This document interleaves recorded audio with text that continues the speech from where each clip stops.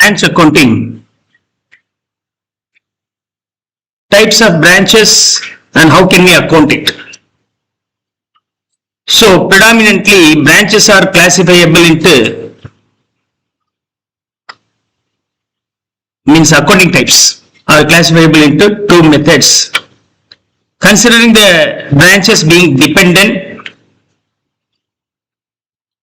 and independent.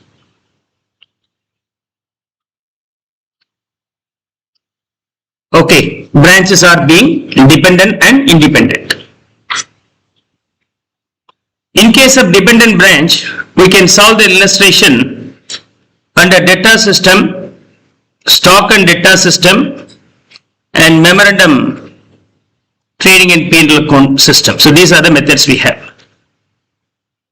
That too, we may prepare under cost model or invoice price model. Okay. HO in Trichy, branch office in Chennai. They wanted to operate their business in branch office, Chennai, routed through branch office. The goods are transferred from HO to branch office. So branch office sells the goods to third party and remits the balances here. Remittances is released. This is the logic. Now, how can we record the transactions with respect to the branch office so that this will be incorporated in the books of HO? HO will record all the purchases and sales, capital invested, assets purchased and all. Branch office also directly under the control of HO only. Their own extension only know. But HO may not know about what about the transaction assets and liabilities available at the branch office. It might have been prepared by the branch office head. Now we ask him to send the report, and based on that report sent by branch office, the accounts are prepared in the books of HO and incorporated along with the HO's accounts. Clear? How can we account this branch office? Debtor system, stock and debtor system, memorandum, trading and P&L account. These are the three systems we have. Apart from that, the values are shown at cost. For example, usually the goods may be cost 100, saleable at 120. HO may sell or transfer the goods to branch office stating it is worth rupees 100 rupees, you can sell for 120. Or HO will simply send the goods to the branch office stating the value is 120, you sell at 120 without disclosing the profit.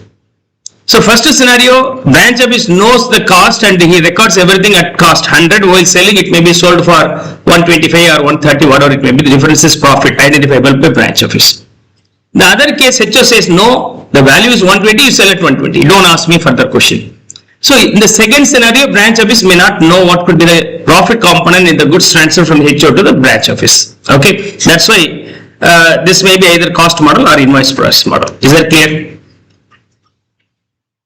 In case of independent branches, usually we go for a final account system. That too, in case of independent branches, the branches within the same country, HO and branch office both are in Indian country, in India, then it is called local branch. Or HO may be in India, or branch may be in foreign country, or HO may be in foreign country, branch may be in Indian company, then Indian country. Then automatically this comes under foreign branch, These two will be usually solved using final account system, Clear?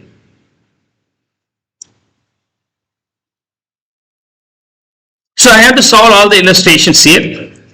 Before I go, a comprehensive illustrations to be discussed. So already given in the first page itself, dependent branch, whole of the branch controlled by the head office, that is called dependent. Independent branch means branch maintains the independency also. They can purchase sometimes some raw materials in the case of emergency. That is also possible in case of independent branches. Is that okay?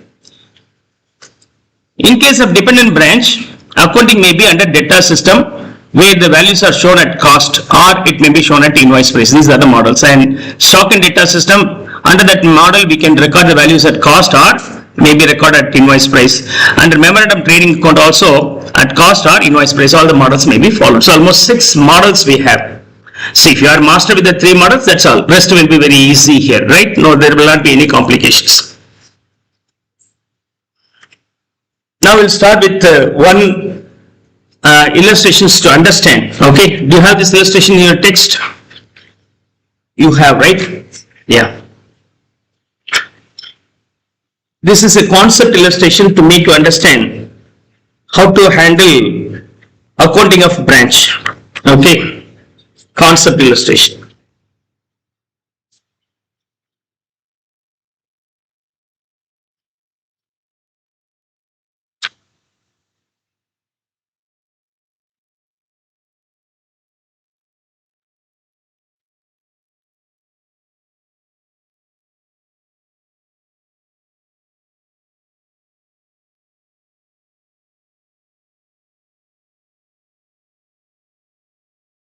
I will explain this later on. Okay, directly we go for the illustration here. Question number 1. This question was asked in the examination, and you are supposed to prepare under data system. Anyhow, I will prepare this under data system and stock and data system also. Both the method I may follow here.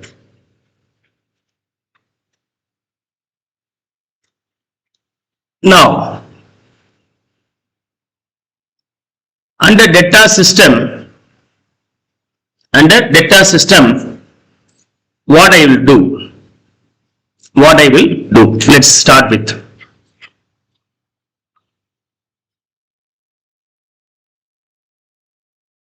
So usually you prepare branch account under data system.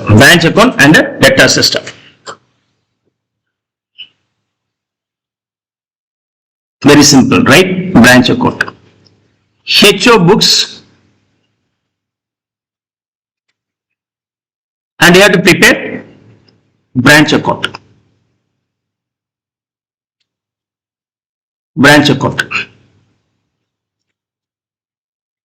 The sum is very simple. If you are able to link this branch account preparation as per the explanation I give here. Is that okay?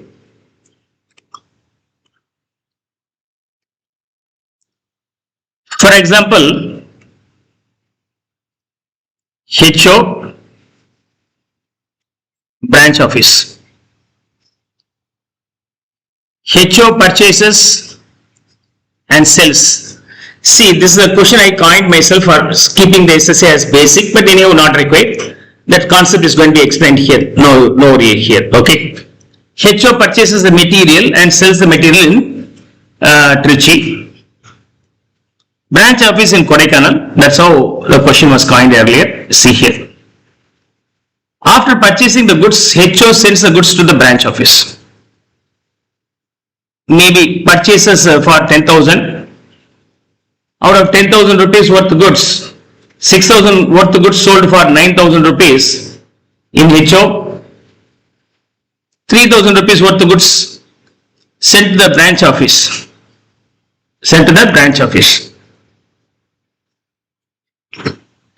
So, out of 10,000, 6,000 sold, 9,000 sent, 1,000 remains unsold stock at HO.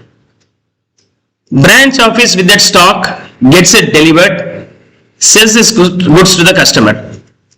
This will be saleable to the customers of the branch office. Otherwise, branch debtors. I can classify the debtors into branch debtors as well as general debtors. General debtors represents the debtors of the HO directly in Trichy. If the branch sells goods in Kodaikanal, and automatically what happens here? Okay, that debtors may be named as branch debtors for the clarification purpose, right? And then, not only goods, branch office requires some cash to operate the branch office, right? HO sends not only goods, sends cash also some extent. Branch office keeps the cash book here. Okay. So the cash collected also be posted here like small petty cash. From the main cashier you will get the cash and you will spend the money now. Similarly, the cash comes from here and transferred here. Okay, transferred here. After sale, amount is collected from debtors. And the cash is used for paying for various facilities. various facilities like advertisement, go down rent, electricity, salary and all. Whatever the amount pending available required for the normal operations, they will keep in their hand. Balance is remitted to HO. Balance is remitted to HO. Okay, if the goods seems to be unfit for sale in the branch office, that goods also be returned. Goods also be returned. That's all. Clear? Very simple. This is what happening here. Now you have to find out what is the profit in the branch office, what is the profit for HO, and you can find out the profit for HO and branch office independently later. What do you have to do? You can club directly. You can club directly. So you have to prepare the consolidated means profit and loss for the HO also. Consolidated profit and loss and balance sheet. So usually you have to prepare the profit and loss for HO, profit and loss for branch office, and consolidated profit and loss and balance sheet also be prepared in the books of HO. Consolidated. So you are consolidating total. That's the one thing you are going to do. Under branch model, I never bother about what branch office does at his own center. Whether he sells in cash or credit, whether the cash is collected promptly from the debtors or not, how the money is spent for whether it's wages or advertisement or go down rent or carriage, whatever it may be. We never bother about. Only two botherations. What I give, what I get. That's the only botheration. What I give, goods and cash. I give goods 3,000 rupees and cash 1,000, 4,000 rupees. In return, at the last, what I get, probably around 5,000 rupees. Naturally, the goods and cash transferred, and in return, I am getting goods and cash. The value what I get after the closure, if higher than the amount I send, it's a profit. That's called debtor system. So goods and cash sent for transaction purpose at the branch office 5,000, I get in return 7,000 rupees in total. My profit because of operating the branch office being 2,000 rupees. This 2,000 naturally will be clubbed in the books of HO's book. So in the HO, in the balance sheet, net profit from the Trichy branch and Kodaikanal branch, you just add this 2,000 rupees, that's all. Okay. This system is called debtor system. What I support means the branch office is considered as my debtor. How should be the debtors account? Okay, how should be the debtors account? The debtors account looks like this: opening balance here, closing balance here, as it is being the asset. If the debtors increases, it should be debited. If the debtors decreases, it should be credited. Now, when the debtors increases, whenever we do the credit purchase, when it is going to be closed, when we receive the money for that, sometimes cash discount, bad debt, and all these things are also be possible. In this case, the debtors balance increases due to the support given by the HO to the branches. What is that? Goods sent, cash sent.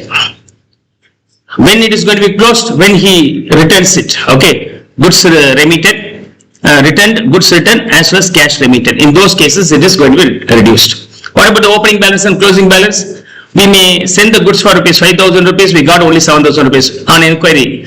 Is it only 7,000, sir? Still 300 rupees worth stock is with me, sir. Then any stock or asset available in the hands of the branch is also recoverable for me only. It's a mine only. So the whatever the asset the branch office has, is nothing but the closing balance. That becomes the opening balance for the next year. It's very simple. It's very simple. So you need to understand the branch being your debtor. See, I am giving the format here. Branch being the debtor. Whenever HO gives the support to branch office, HO gives the support to the branch office, that is going to be debited. What support will be given? Goods sent and cash sent. When the party's balance will be decreasing from branch office to HO, whatever the in return you will get. Goods seems to be unfit for sale, so HO now orders him to return it. If you are not able to sell, return it. Okay, goods return, and after that, whatever the cash left with the branch office because of these things is meant for the owner only. No, HO is the owner, principal. Return to him. So cash remitted. Cash remitted. This is the first aspect. Now, whatever the balances we supposed to recover from the HO, will be appearing as opening balance and closing balance. As it is being the task, like opening balance should be where? In the debit side. And closing balance should be credit side. Closing balance should be in the credit side. Isn't it? So what is the items are available in opening balance and closing balance? 5,000 rupees worth goods transferred to branch office, worth goods and cash. In return, we got 7,000 rupees worth of cash and goods. On inquiry, I come to know that branch office has 300 rupees worth of stock, and not only stock, he has around 100 rupees worth of cash for the emergency requirement. Now, what is the asset recoverable from the branch office by the HO if the branch office is closed? If the branch office is closed, all the assets of the branch office is for whom? For the HO only. So, this will be called closing balance. Means whatever the assets available there in the branch office is nothing but the closing balance. Now, branch says, sir, stock 300 rupees we have, 100 rupees cash also we have. But there is a outstanding liability, 50 rupees, sir, we have to pay. Now, what about the closing balance? What is the closing balance I can recover from branch office? If I close the branch, what will I get? 300 plus 100 plus I have to pay 50 rupees. 350 I will get. Now, what is the closing balance here? 350. What is the closing balance? 350. It means the closing balance in this case is nothing but assets and liabilities. The net value of the assets and liabilities. How can we show that in the books? Closing balance should be, opening should be in the debit side, closing should be in the credit side. Okay. This is being assets. If there is any liabilities, it should be posted the other side. Closing balance of liabilities. Which liabilities? Branch liabilities. Similarly, opening balance for branch, which is nothing but liabilities related to the branch office. Most probably we have assets only. Rarely we may have, there is outstanding expenses, amount we emergency purchased from a creditor's amount supposed to be paid, like 1 or 2 liabilities may also be possible. So one difference that you have to understand, how this branch account is different from the normal debtors, how this is different from the normal debtors, where you have the balances on both sides. Usually balances you will either have in the debit side or credit side. Here you have the balance in both the side, debit side as well as credit side. So the debit side is a predominant as it is being the asset, and credit side rarely we may have. So what are the things will be there in the debit side? Probably assets, branch cash, for an example, branch cash, branch debtors. Branch debtors means branch could have sold to some third party in credit. The amount recoverable. If I ask the branch what happens, the amount you required to collect, sir, the party is still pending, sir, I will get it within 1 month or 2 months time, sir. That's called branch debtors. Branch cash and branch debtors. Apart from that, branch assets, any other assets. Probably there maybe you have some fixed assets also. Okay, we are not sure. And branch stock, there may be stock remains unsold. These are the minimum assets you may expect in the branch office, or some other assets. Branch cash, and the opening becomes the closing also. Branch debtors and branch stock. Branch stock. Okay, clear? So 5 blocks you have to understand. Block number 1 is all about opening balances. Block number 2 is all about closing balances. Block number 3 is also about HO to branch office and branch office to HO support. Okay. If you tally this, the value what you get here, no balancing figure, what it could be? Profit, transferable. This is the support given by HO, 1000 rupees. In return, branch office gives 1500 rupees back. 500 rupees is the profit. This 500 rupees profit identified by preparing this branch account, transferable to the general P&L account. General P&L account is nothing but the place where you are going to add all the profits. If you have 10 branches, find out the profit from each and every branches. After the preparation of the P&L account, prepare the general P&L account where you are going to accumulate all the profits, including the HO's profit. So general P&L account is nothing but profit and loss you prepare. Okay. So trading and P&L account, trading account, P&L account, you have the net profit. Now you prepare the general P&L account. In general P&L account, this profit is transferred. Apart from that, if you have 10 branches, you need to find out the profit from every branch and add that. Okay, so on. This is what about the total profit transferable to the balance sheet. It is not single profit. Profit from the main business, profit from the n number of branches. Find out the profit from other branches by preparing what? That branch account and the data system. Identify the profit. That profit is now added or grouped in general P&L account and transferred to the balance sheet. Okay, transferable to the general P&L account. General P&L account. 5 blocks I told you. 5 blocks I told you. So how many blocks we have completed? We have completed 4 blocks. Block number 1 is all about asset means balances related. Block number 2 is all about HO to branch office to HO. Okay. Block number 3 is all about closing balances of assets and liabilities. Last block is all about ultimate results. Ultimate result. What is the ultimate result? Profit or loss. Profit and loss.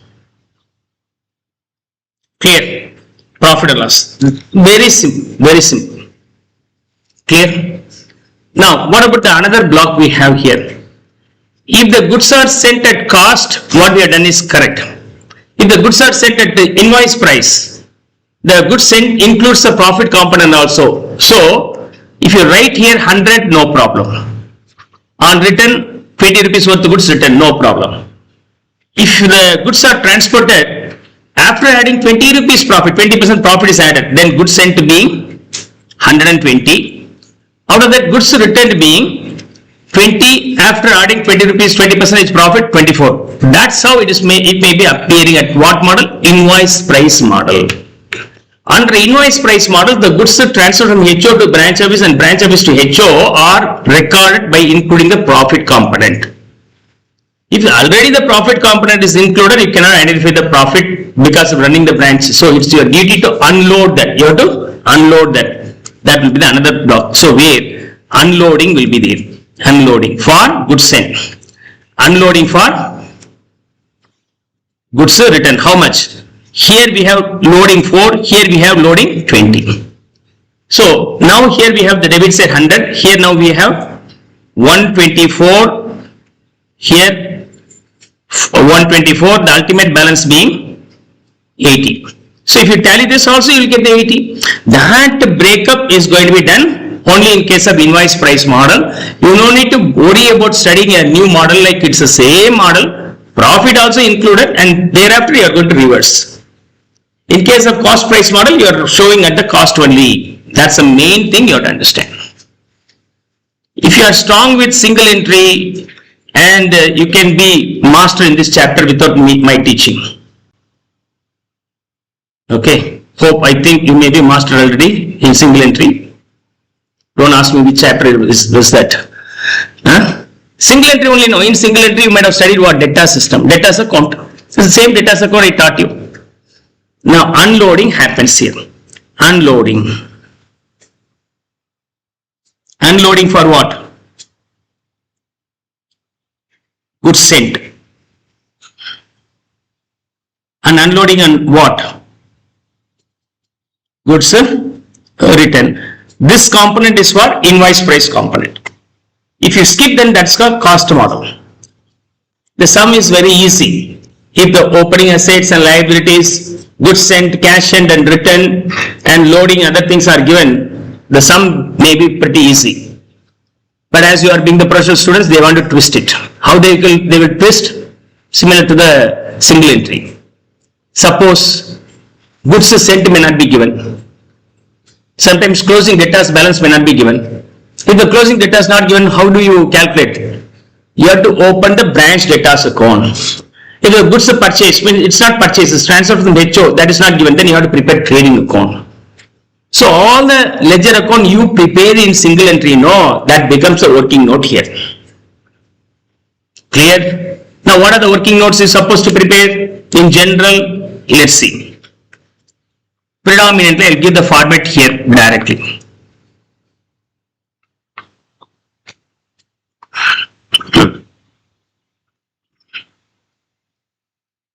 So for finding the stock details, how do you find out the stock details?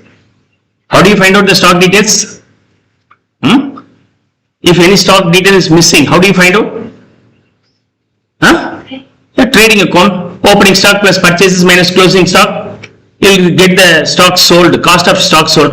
You can either say that is a statement or prepare the trading account. But here I name this being branch stock account, named differently.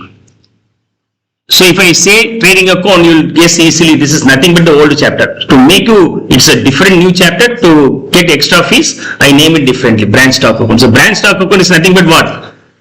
Same trading account. Clear? What will have? Opening stock here. Which stock? Branch stock. We are talking about branch. Opening balance, closing balance. Stock increases means it should be debited. Stock decreases means it should be posted in the credit side. When the stock increases, it is not purchases then from the HO. HO is a supplier for him. If you are getting from the HO, this is purchase like. So, HO to branch office stock. Okay. When it is going to be decreasing, if the goods seems to be unfit, this goods is transferred to HO, goods returned. Or sometimes it may be sold. Okay, sale may be cash or debtors. Okay, credit sales as well as cash sales. Okay, there is a possibilities. In case of cash sales, where the cash goes? Cash account, you have to open cash. No, everything will be kept by him. So I already told you, no, here is his own cash book. So he keeps all these things in his own cash book. Which cash book? You have to differentiate. No, HO's cash is different, branch office's cash different. Whatever the assets are likely for the branch in front, add branch. Branch stock, branch cash, branch debtors and the branch expenses, branch assets. That's all. I'm giving the initial for that. It is not mine. It is for the branch. That's all. Now, sales, branch cash. Okay. This is for cash sales, branch debtors. This is for credit sales. So using this detail, you can get any of the missing data. If the opening balance is missing, prepare this and find out this as missing data. If the closing balance is missing, then you can also prepare using this one. Okay. If the cash sales is missing, then also you can use it. Next. If the debtors information is missing, what do you have to do? You have been given the opening debtors. Closing debtors is missing. Or opening, closing, payment, receipt also be given, but credit sale is missing. For all these things, what do you have to prepare? Branch debtors account. Okay, so I'm going to prepare branch debtors account.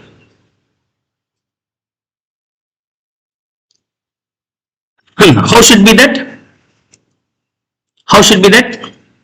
It's also asset. Asset should be opening balance in the debit side, closing balance should be in the credit side. Okay, opening balance and closing balance. Clear? And when the branch debtors increases, will be debited. If it is decreasing, credited. When it is going to be increasing? Branch stock, sales, credit sales. When it is going to be decreasing? When you collect the money, branch cash. Or if it is being the sales return like.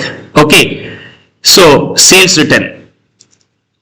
Sales return will come here. Okay, this is sales like. Sales return will come here, right? Or you can subtract from that. Either you can subtract from the sales or post that in the other side. Sales return or discount, whatever it may be. Discount, bad debt, everything will come here. To know what is the cash we have, what is the cash balance we have, for what are the purpose we spend the money, how much we use the money to remit to HO, these details can be prepared by using cash book, which is named as branch cash. Opening balance should be debit side, as it is being the asset, the same way. Opening should be in the debit side, closing should be in the credit side. Clear? That's how this model is over completely. Of course, naturally, one adjustment you might have studied in your elementary level itself, like abnormal loss again comes here. In case of abnormal loss, how can you treat? How do you treat in case of abnormal loss? Credit to trading account? debit to P&L account. In process costing also, you may study that. In process accounting, process costing, credit and debit to P&L account. The same here, in case of abnormal loss, it should be credited in the trading account. What is the trading account here? Branch stock. That's all. Clear? So there will not be big issue here. And let me try to solve this question. Question number 1, data system. I need to solve this illustration under data system. To have the comparative study between data system and stock and data system, I am going to solve the same illustration under stock and data system also. Now, how can you guess which method we have to follow in our examination? You just see the requirement at the last. Prepare branch account in the books of head office. If you are supposed to asked to prepare branch account, means branch account will be considered as your data, means data system. Data system. Is that okay? Branch account, if you are asked to prepare the branch account, then it is called data system. Clear? Any doubts? What about the stock and data system? Under stock and data system, still the sum is much easier. Forget about that. This is okay. That's all. Branch stock account, branch data account, branch cash account, branch P&L account. If you prepare all these things separately, that is called stock and data system. So user friendly. So very often under branch and stock and data system, what you prepare, you know, most probably seems to be adjustment like in data system. Okay, clear? See? Now, so I am going to solve this illustration under what model? Data. Now,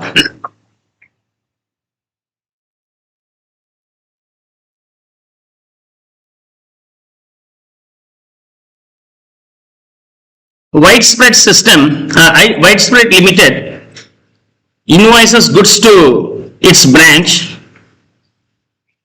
at cost plus 20%.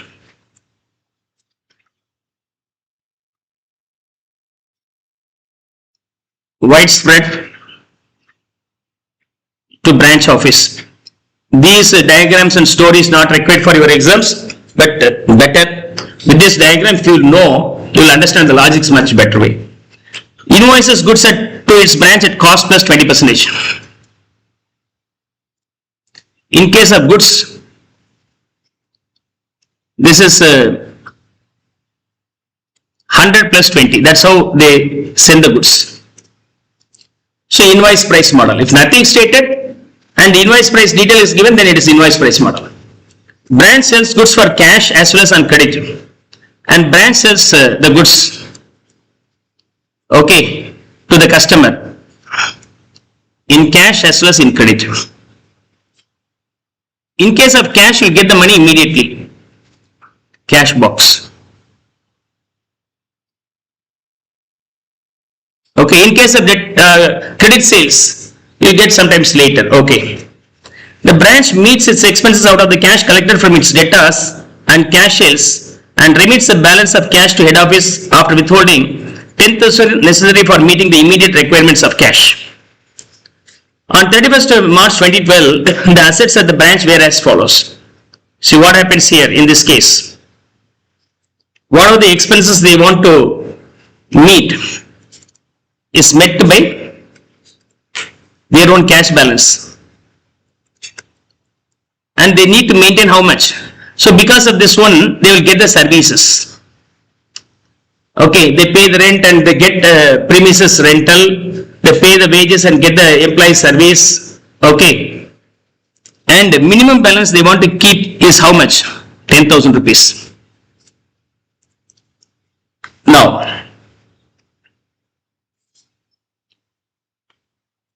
this is what about the opening balances of various assets they have. Branch office will have assets and liabilities, right? Here they have branch cash. In the beginning, how much? 10,000 rupees. Branch debtors 384. Stock at invoice price. Which price? Invoice price after including the profit component and cost at the rate of 20%, 1080. Furniture and fittings 500 rupees. 500 rupees.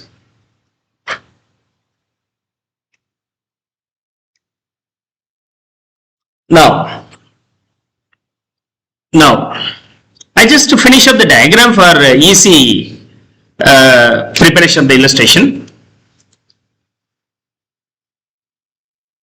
During the accounting year ended 31st March 2013, the invoice price of the goods dispatched by the head office to the branch amounting to rupees 1 crore 32 lakhs means 13,200,000 rupees in thousands. We are preparing everything rupees in thousands.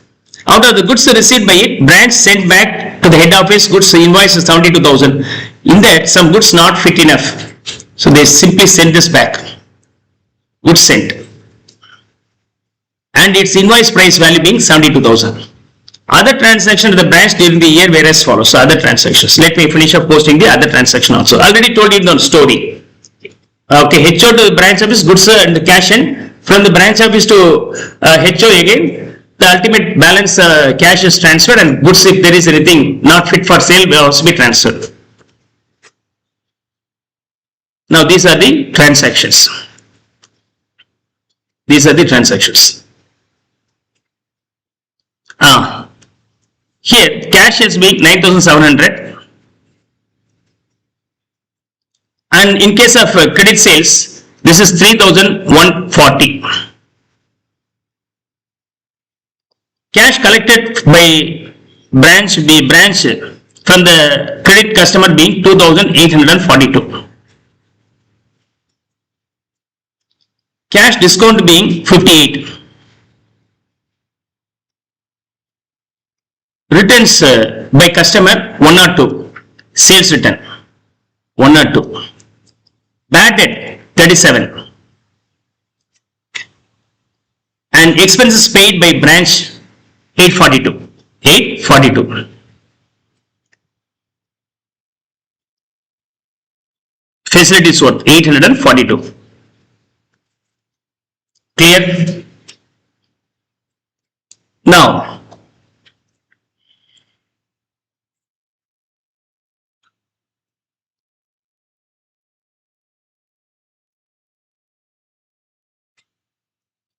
on 1st January 23, the branch purchased new furniture 1 lakh, for which payment was made by the head office through a check. There's a furniture purchase also happens, 1 lakh rupees.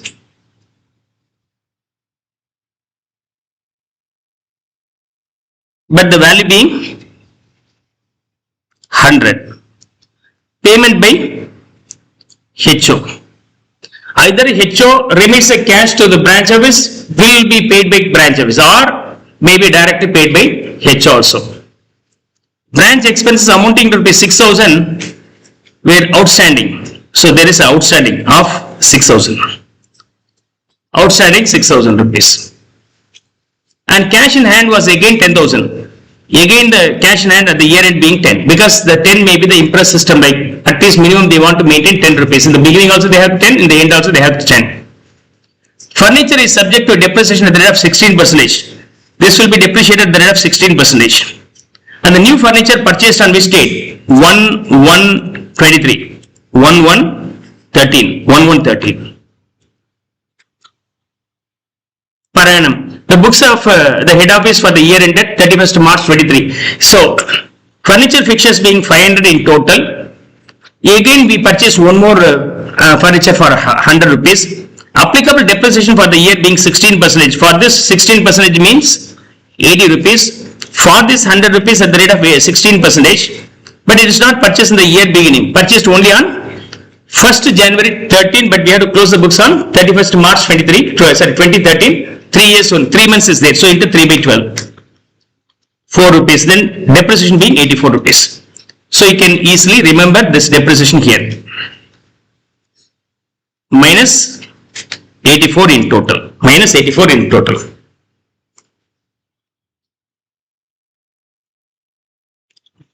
So I I got all the required detail.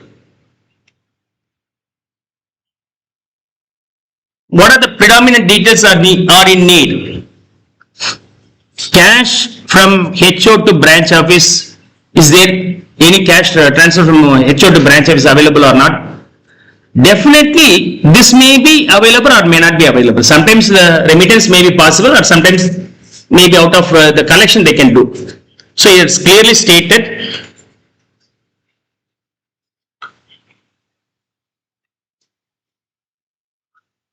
Branch expenses were here.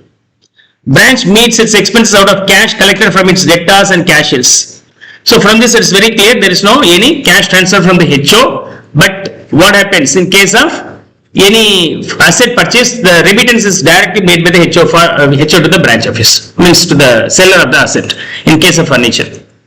And because of the sale, it's a responsibility of branch office to remit the cash collected to the widespread HO after meeting all his own expenses. Clear? So this is what about the general idea about the illustration. Now we'll start posting all this available information here. What we need? Tell me. First block and last block related to what? Branch assets and liabilities. We have been given the branch assets, branch cash 10 in the beginning, branch cash 10 in the end. Branch debtors 384 in the beginning, but end is question mark. Stock in the beginning 1080. As it is being the invoice price, you have to reverse that one also. Goods end as well as opening stock. Unloading on opening stock and unloading on closing stock. And furniture fixtures 500 in the beginning. Now I am going to introduce branch furniture and fixtures also. The value being 500. In the end, branch furniture fixtures, how much? 500 plus 100 minus 84? 516. It's very easy, we can guess it. Yes, you have to prepare the furniture fixtures account also. Hope you will now be able to understand this. But remember, this 100 rupees is not remitted by you, it is remitted directly by HO. Anyhow, that should be incorporated. Keep that one point in your mind. Any doubts here? If there is any opening assets and liabilities exist, it should be posted in the branch account as opening balances and closing balances. But here, what the problem arises? What problem arises? We don't know what? Branch debtors and branch stock. To find out, we have to prepare branch stock account, branch debtors account. Clear? Now you'll be able to understand when do you prepare these adjustments. In case of branch stock, we start with the opening balance being 1080, branch debtors opening balance being 384. If all other informations are fit, then you can solve the illustration easily. Is that clear? Now let me go for this one. What? These two. HO to branch office to HO. HO to branch office and branch office to HO.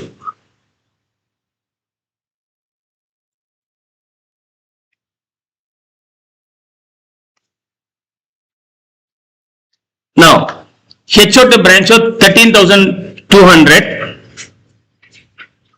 If the cost being 100, profit being 20, invoice price being 120, 5 share for every 5 rupees, 1 rupee is the profit added, 6 rupees will be the invoice price. 6 rupees will be the invoice price. Is that okay? Here the invoice price being 13,200.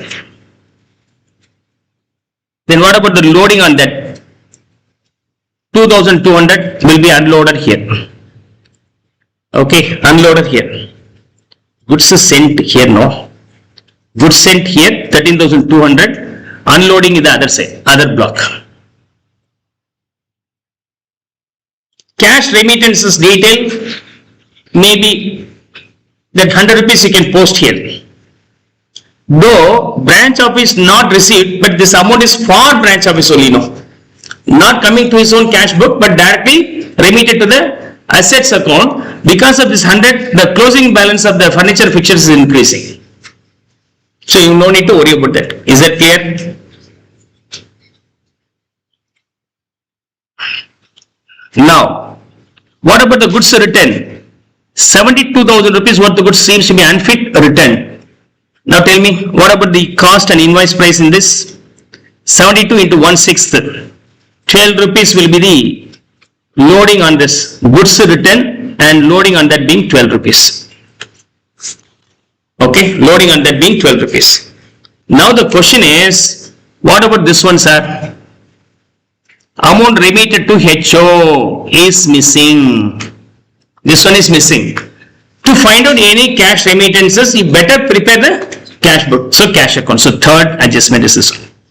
So you can decide whether that adjustment required or not by solving this one. If there is any missing data, concerned ledger account can be prepared, or you can prepare as a statement also. Receipts minus payments, whatever the balance left over may be assumed to be remitted to the HO.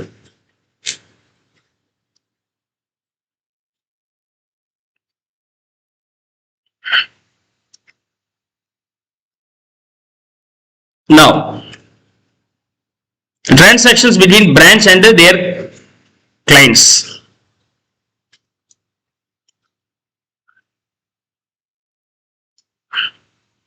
Yes, tell me.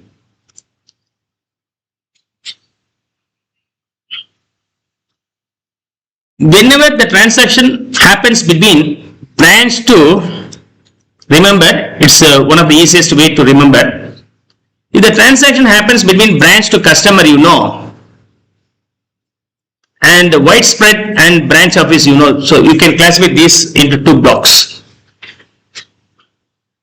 This will come only in the working note if it is required to find out the missing data. This will be shown only in the books of branch office. So only in the branch office you record this one. This is the transaction between branch and customer. It will be shown separately in the working note to get the missing data, because I never bother about what it is. Being the HO, I never bother what about the situations of the branch office. I send the material in cash, in return do you give this money or money and goods back or not. That's the only question of mine. That's the only question of mine. And branch office will need to maintain all these records. If those records are not maintained or not available properly, it's our duty to find out this as a missing data. That's how we can have the two blocks. Now, so this black color is for working notes purpose only. Sold 9,700 for cash. You get this collection in cash, sales. Usually these transactions are recorded twice, usually, and usually it will be recorded once, because once recorded by me, once recorded by the branch office. I never bother about the branch office. And this one, 3,140 credit sales.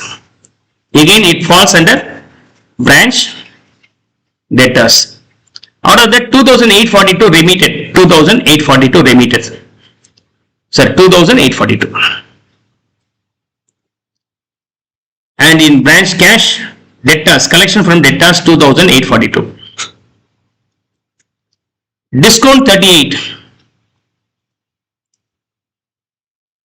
Say discount 38. And another record, it should be posted only in the branch P&L account. But we don't prepare, but in case of stock and debtor system, no, you prepare that one also. In stock and debtor system, you prepare the P&L account also. We don't bother about the preparation of the branch P&L account under branch account, because preparation of the P&L account is to find out the profit only, no. Under this model, by preparing the branch account itself, we will get the profit. So we never bother about the preparing the branch P&L account. Under stock and debtors method, my intention is to the profit, calculation of profit only. So there I need to prepare branch P&L account also. As we never bother about preparation of the branch P&L account, this is not recorded twice. Or if you have the one more working note, it will be appearing there. Sales return, 1 or 2. Huh? Discount, okay, discount 58.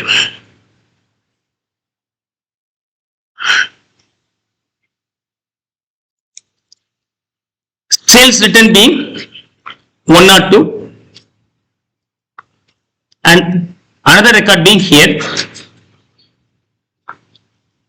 and bad debt 37. Another record should be in the P&L account, but I am not preparing that, so never bother. Goods sent from HO to the branch office being 13,200. 13,200. Is that clear?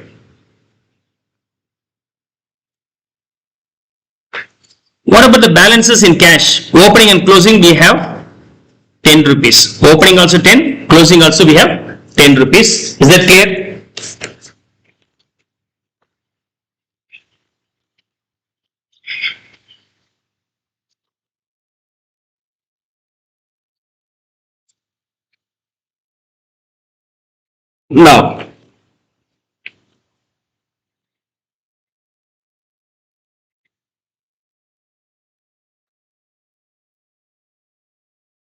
Now,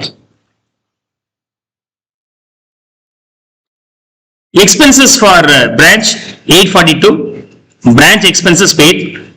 Another record, it should go to the branch paid account, but I am not going to prepare that. 842. 842.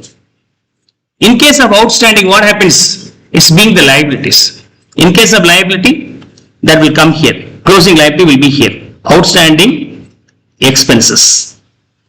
Okay, opening balance and closing balances are nothing but assets and liabilities of the branches. If you have the assets, no problem. In the case of liabilities, you have to be careful. You have to post the other side. So here 6 rupees.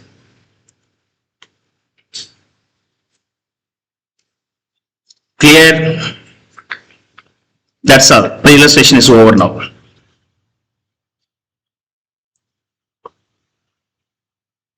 Now come on. Solve the branch stock account. 14,382.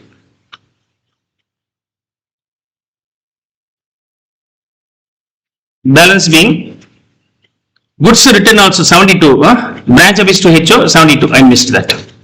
Okay. The closing balance being 1470. I transfer the 1470 closing stock only, no, so I transfer here 1470. 1470. In case of branch debtors 3524, 3524, and closing balance here being 485. Okay.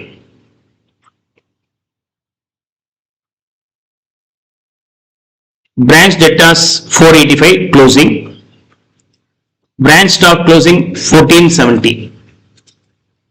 What about the branch cash? 12,552. After retaining 10 rupees, spending 842, what are the leftover amount? 11,700 transfer to HO. Transfer to HO. So this value should be here 11,700.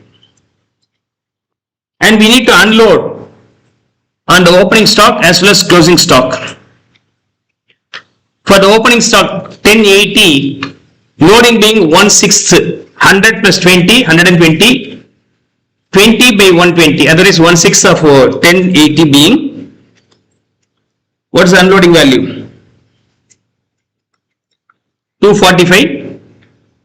I am unloading the load on opening stock, unloading the load on closing stock, 1,470.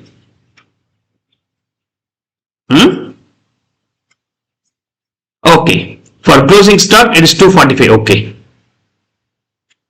Then what about the value for the closing opening stock?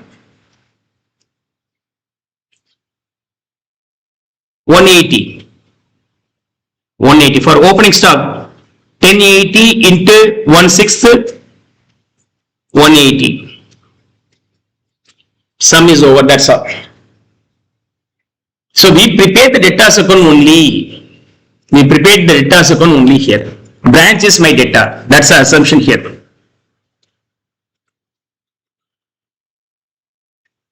If you tally, finally you will get the profit and loss. That's the final block.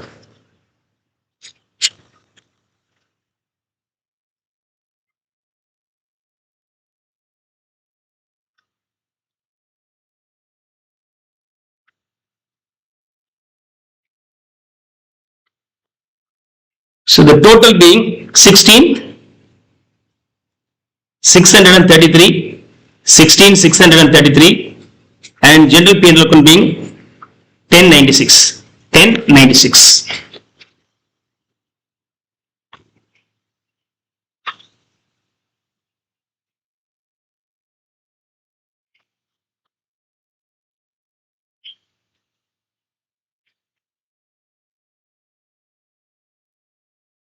So I am going to solve the illustration under stock and data system. Stock and data system means you have to open the stock, branch debtors and branch P&L account expenses and all. Right. Let's see.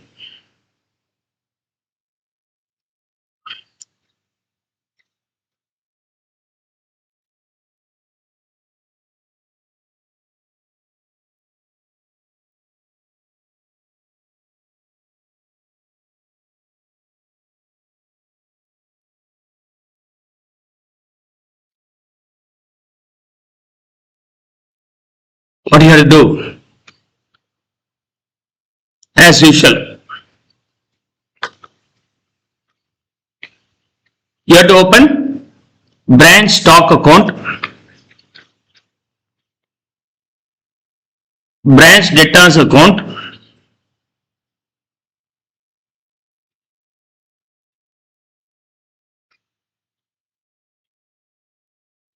branch debtors account, branch cash account,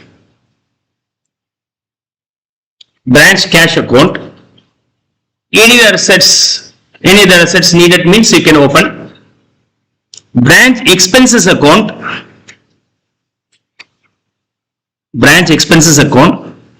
and branch P&L account. What is called branch expenses account? All the branch expenses are grouped in branch expenses account and totally is transferred to the branch P&L account. That's all. Okay, total is transferred. What do you do in case of rent paid? Debit to P&L account. But here, debit to branch expenses and then total of rent paid, electricity, salary, transfer from branch expenses to branch P&L account. Only extra work. In case of branch stock, it's equal to what? Trading account like. So by tallying the branch stock account, what will you get? GP. Understand? By tallying the branch stock account, you'll get the GP. But under the invoice price model, in the debit side you show at the sale price and credit side also you show at the sale price, means both are matching, you don't get the GP here. So how can we find out the GP, sir? Unloading is there. The unloading will be done in a separate account called branch stock adjustment account. So this branch stock adjustment account will be applicable only when we follow the invoice price model, branch stock adjustment account. This is unloading. Yes, come on, tell me the format. Tell me the format. Stock being the asset, we'll start with the opening here, opening balance here, closing balance here. Whenever the stock value increases, post here. If it is decreasing, post here. Debtors, opening balance should be in the debit side, closing balance should be in the credit side. When the debtor is increasing, should be posted in the debit side, else in the credit side. Branch cash, opening balance should be in the debit side, closing balance in the credit side. Branch expenses, all the expenses are grouped in branch P&L account. You transfer that total to branch P&L account. Now come on, tell me, what will you show in branch P&L account? All the expenses, what should be in the credit side? Gross profit. From where will you get the gross profit? Trading account. The equivalent to the trading account being the branch stock account, but under invoice price model, Branch stock account gets tallied, then where should the GP, the unloading back? So in branch stock adjustment account, you will have the GP. So GP, you transfer this from branch stock adjustment account. Then the ultimate balance being the closing, means profit and loss transferable to the general P&L account. Hope you'll be now able to understand the format here.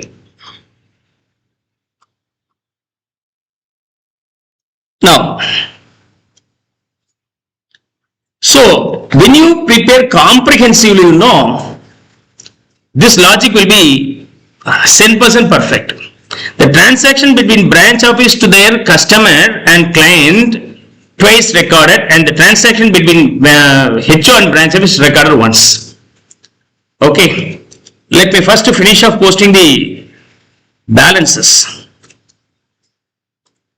Come on, tell me where to post all these balances. It's pretty simple. You can post wherever it can be posted. Cash, branch debtors, opening 384, closing supposed to be calculated. Stock 1080 at invoice price. Then unloading will be done in the other account. Unloading on opening stock. And closing stock should be the other side. HO to branch office and branch office to HO transfer. Here we have the cash sales and we have the credit sales transferable to the branch debtors, branch cash, and there may be sales return. For opening stock, unloading being here, closing stock here, goods received from HO, on that unloading will be here. For this, the unloading will be the other side. Unloading will be the other side only, no, the loading will be unloaded by posting the other side and other side. In these four items, we have the loads. Opening stock, closing stock, goods from HO to the branch office to HO. These four stocks. Now, if you tally this, what will you get? You will get the GP transferable to branch P&L account. In case of cost model, you no need to prepare this one. The balance being the amount of GP transferable to the branch P&L account. One extra, it's simplified version.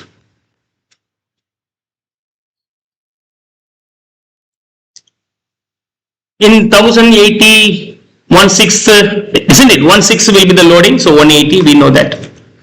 Furniture fixtures, so we can prepare that account also. For what? For what?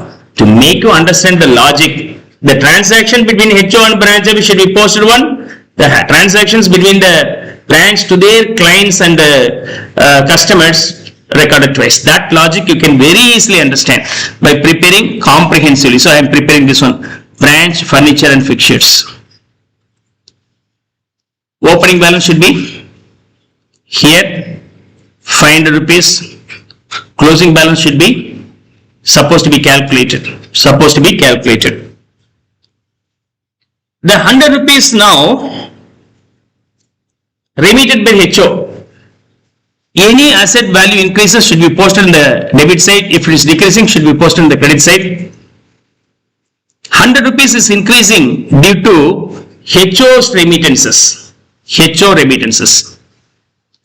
Double entry needed, no? Branch to their customer, double entry, no? Next entry being where? It should be posted in the HO's book. Clear? We never bother about that. Okay. 600. Depreciation here being 86. 516 being the balancing figure. Where the depreciation will go? It's a part of P&L account item. P&L account items are grouped in branch expenses. So, depreciation on furniture and fixtures 516. 84.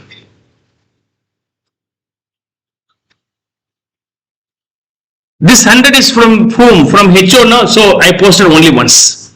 100 rupees is paid by HO is posted only once.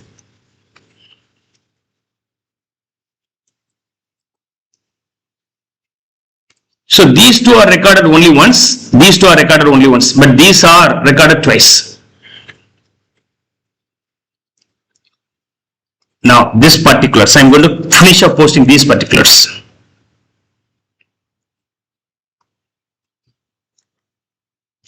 Goods sent being 13,200 from HO to the branch office.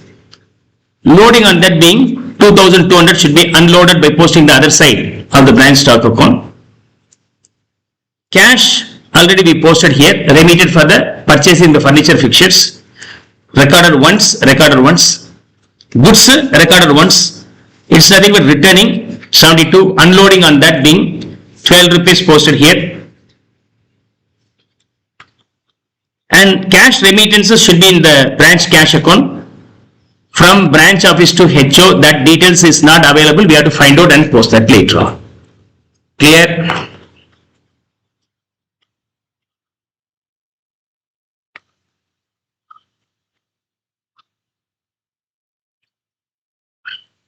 Now, we'll deal with these items.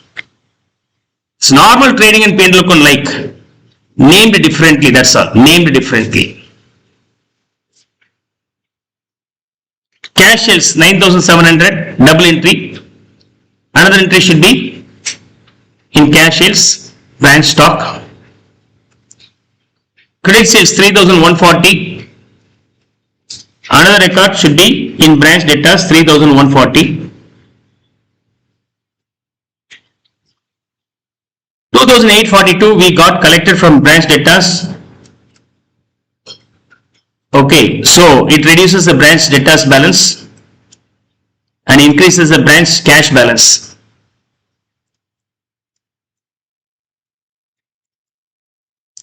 And discount 58, discount. Next entry being branch expenses 58. Sales return 102, double entry. Another entry should be here in branch stock account. Bad debt 37, reduces the amount recoverable from debtors 37, should be posted in branch expenses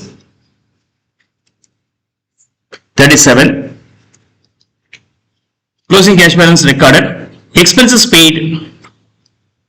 Expenses paid, branch expenses 842.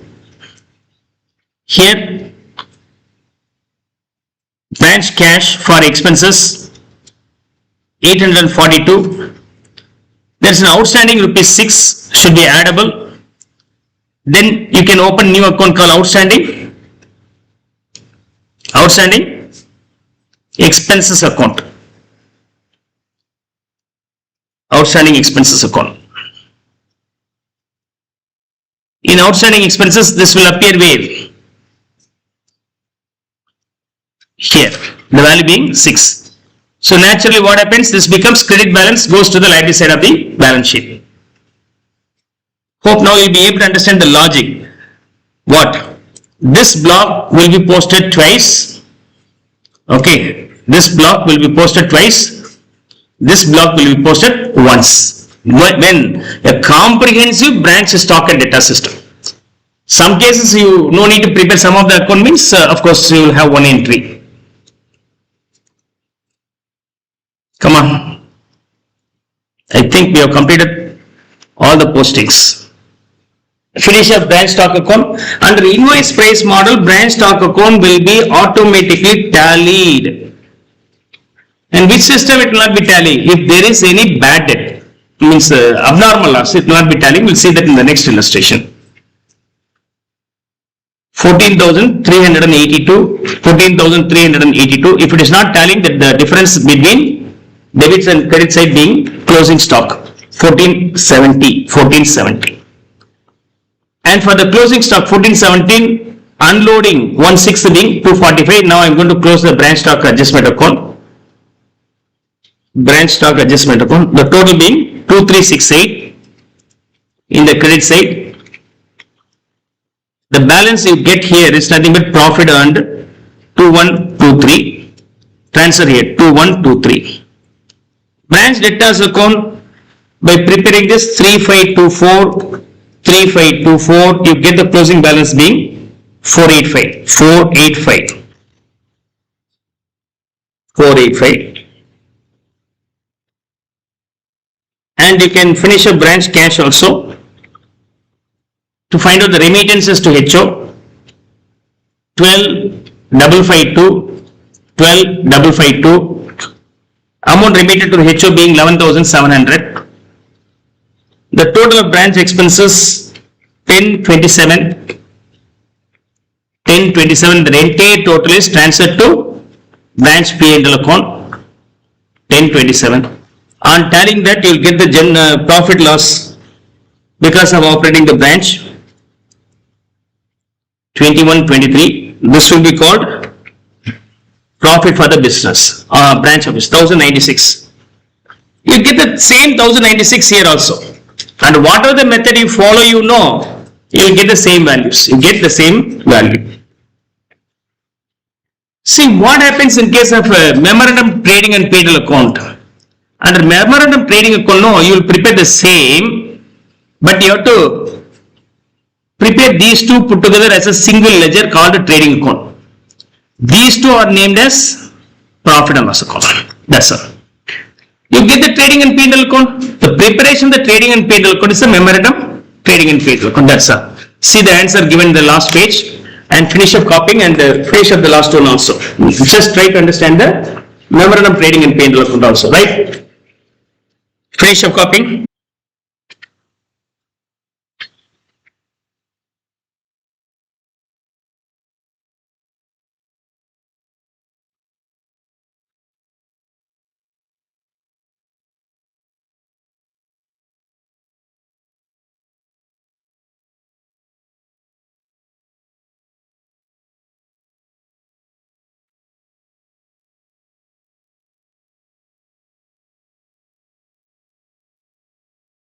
Stock and debtor system. Question number 2. Prepare under stock and debtor system the following ledger accounts in the books of head office. Stock, debtors and adjustments. These are the 3 ledger only you have to prepare. The sum what we have solved here is the comprehensive one. Most probably in your examination you are supposed to prepare only 2 or 3 ledgers only here. Branch stock and branch stock adjustment. So branch stock adjustment is to reverse the profit. Okay. Also compute shortage of stock at branch if any. So shortage of stock means abnormal loss. So you have to understand how to incorporate the abnormal loss. Rest will be normal one. Come on, start with me. You can also work out along with me here. Branch stock account, Nagpur branch stock account, and branch stock adjustment account is for unloading, and branch stock debtors account. Branch stock debtors account. Concept and Co. with its head office at Mumbai has a branch at Nagpur. Goods are invoiced to the branch at cost plus 33 1/3.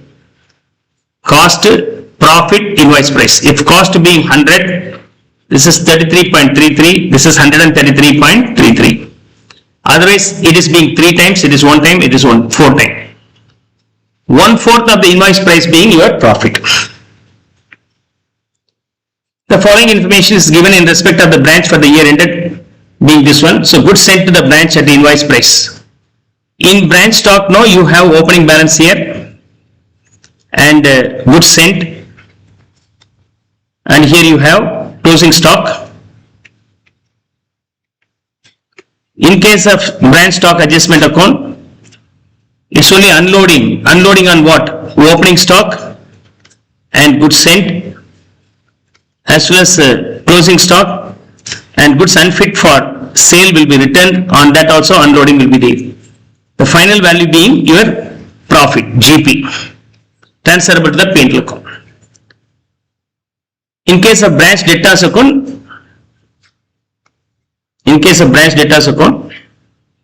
opening balance here, closing balance here. Any transaction increasing the branch debtors will be in the debit side and decreasing will be in the credit side. Goods sent to the branch being 480.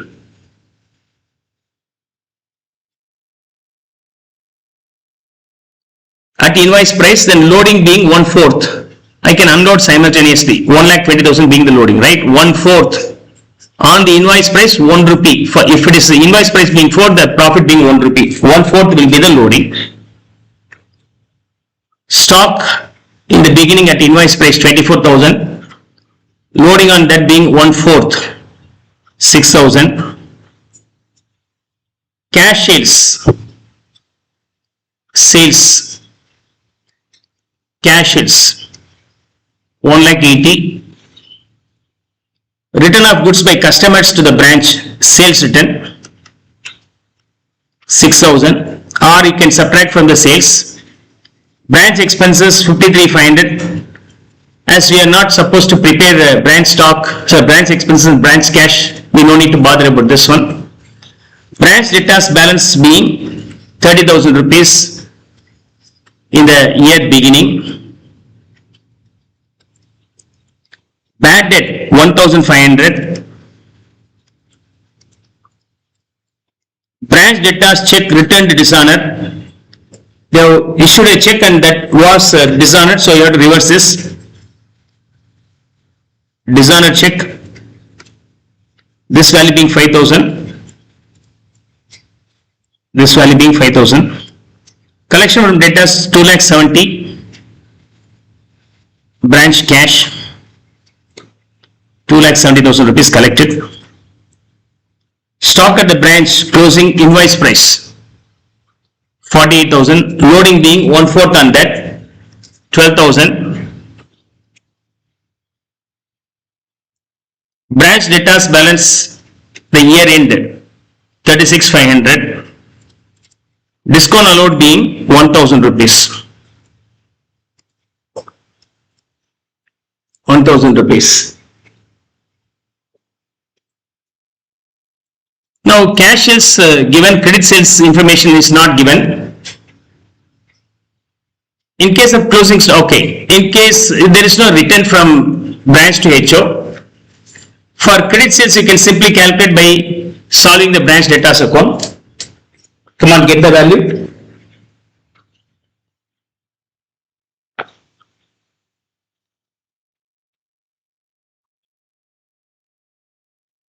Is it 1,13,500? No, 2,80,000. Okay, 2,80,000 rupees. Am I right? Bad debt 1,500. Yeah, bad debt I missed. Here is okay, 1,000. Okay. Sales return. I missed to write the sales return here. Okay, that value being 6,000. Total of credit side being 3,15,000. 3,15,000. And sales being 2,80,000. Credit sales. Branch debtors. I post that here, 2,80,000 rupees being the credit sales. Under invoice price model, you get the GP only in branch stock adjustment account.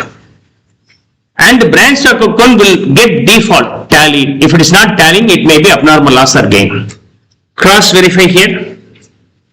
5,10,000 rupees in the debit side. 5,10,000 rupees. And you get 2,000 rupees shortage. This is called shortage. Abnormal loss. What do you do in case of abnormal loss? In your costing P&L account, you transfer this. But while transferring, remember, what is the loss here? 2,000 rupees worth of stock is missing. At what value? Invoice price. Then what is the actual loss? Only the cost is lost, no? Profit loss will be adjusted in the branch stock adjustment account. Cost loss will be adjusted in the branch P&L. So 1/4 on this being the profit will be shown here. Abnormal loss. The unloading on abnormal loss 500. 1,500 is the original cost of this goods lost, being your original loss transferable to the costing P&L account as abnormal loss.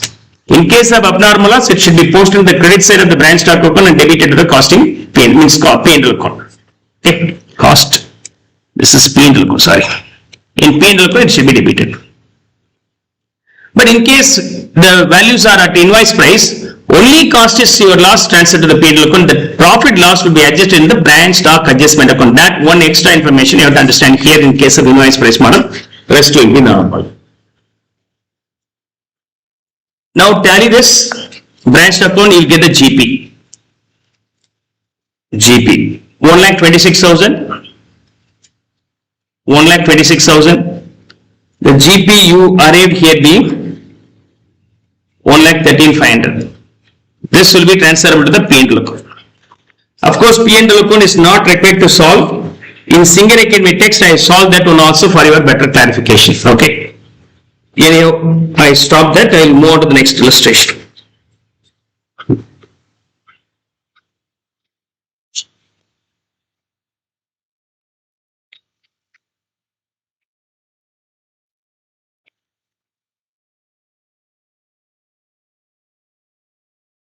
Now, inter-branch transfers. HO, branch office 1, branch office 2.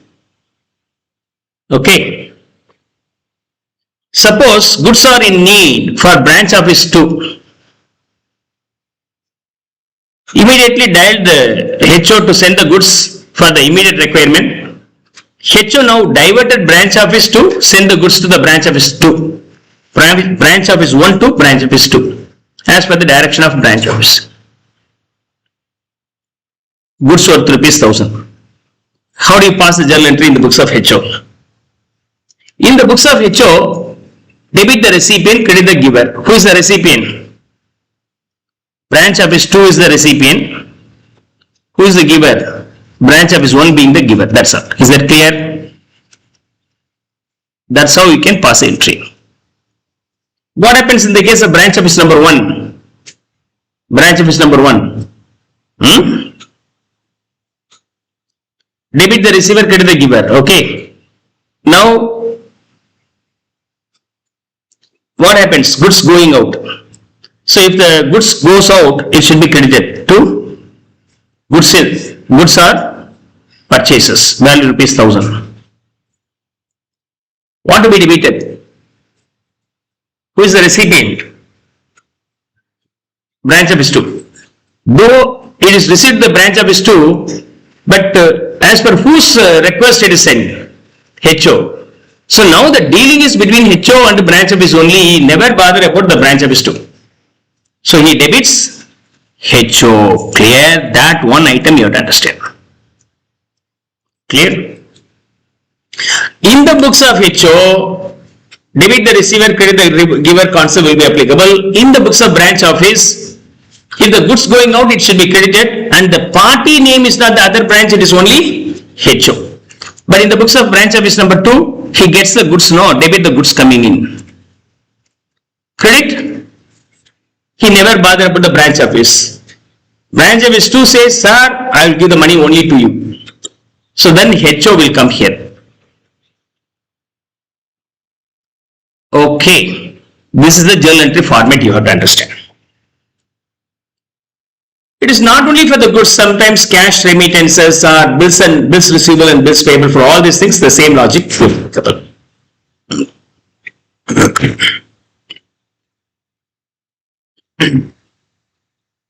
Now,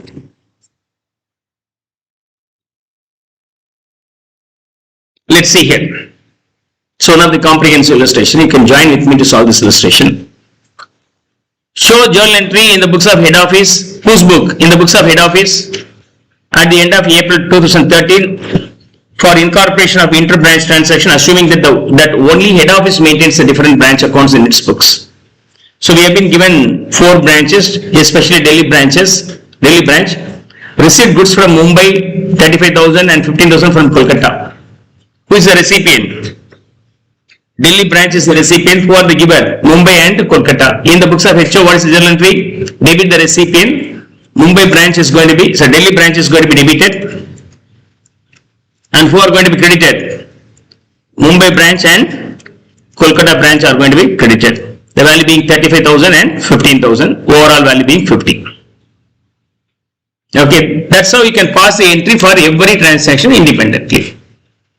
Or collectively in a single shot, you can pass single entry also. Right. As per the method I solved in the Singar Academy's text. Let's see that one.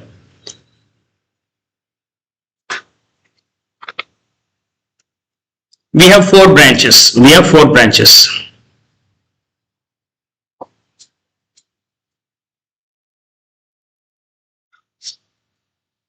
Yeah.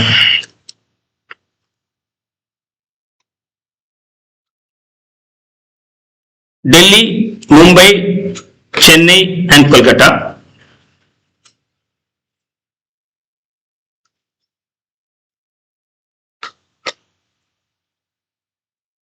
I will convert everything into thousands. First one is all about Delhi branch.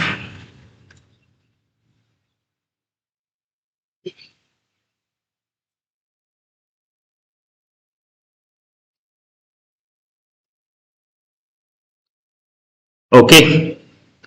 So Delhi branch,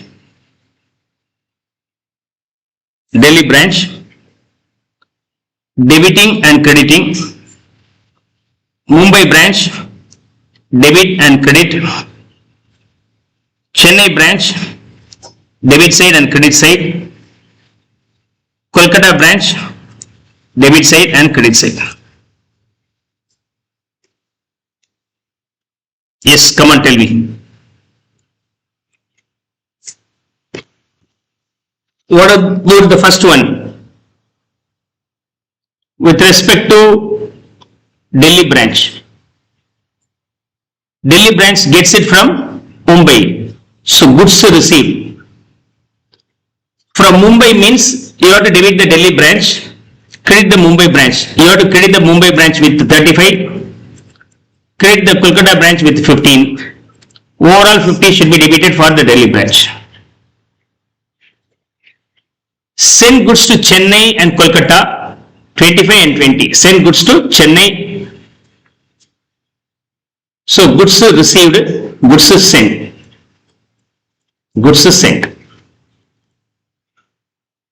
Okay.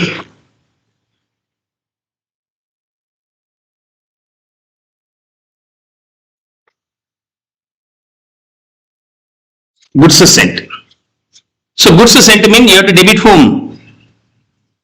Chennai and Kolkata. Chennai should be debited with 25. Kolkata is debited with 20. 45 should be credited to Delhi branch. BR received from Mumbai and Kolkata. Okay. Bills receivable from Chennai, 20,000. So you have to debit Delhi branch, credit the Chennai branch. Mumbai branch apart from the above. Then acceptance sent to the Mumbai branch, bills payable sent. Who is the recipient? Mumbai and Kolkata being the recipient, so Mumbai should be debited with 25, Kolkata is debited with 10 and 45 should be credited in Delhi branch. 35, okay, 35. Clear? Now related to Mumbai branch. Received goods from Kolkata, goods received. Received goods from Kolkata 15 and Delhi 20. Debit the Mumbai branch here 35. Who is the giver? Kolkata is the giver, so we have to credit him. Delhi is also giver, should be credited him 20. Cash into Delhi.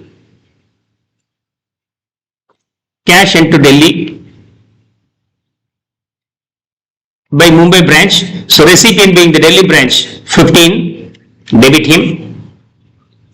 Kolkata branch also be recipient, debit him. Credit the Mumbai branch with 22 rupees. 22 rupees. And We'll move on to the Chennai branch case. Received goods to receive 30,000. Recipient Chennai branch. So Chennai branch should be debited 30. Credit the Kolkata branch 30. Acceptance as cash sent. Bills payable and cash sent. To Kolkata 20 and 10 respectively. In total 30 only. Entire 30 is to Kolkata only. So Kolkata is going to be debited and Chennai should be credited. And finally Kolkata branch, apart from the above, send goods to Chennai, goods sent.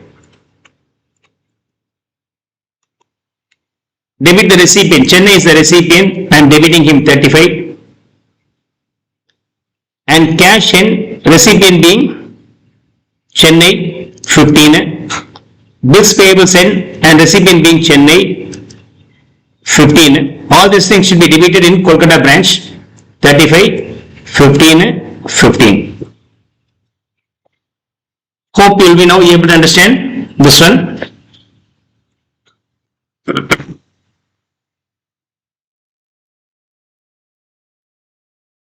Oh, in Kolkata it should be credit set. Okay. 35, 15, 15. Finish up tallying for Delhi branch first of all.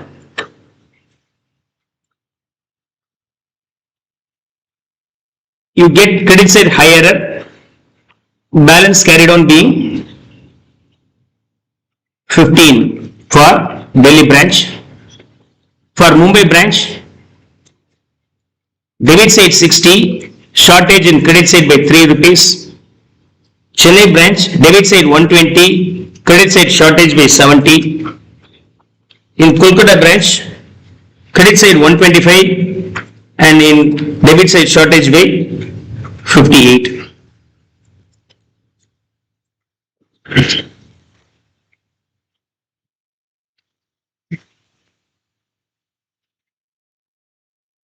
Now, you have to pass single journal entry here. You have to pass single journal entry here.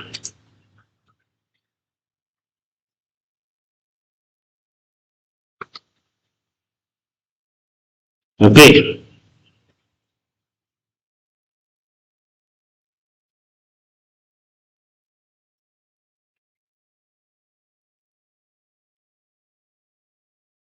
Now, what is the balance brought down side for all? Who are getting debit balance? Balance brought down should be the side.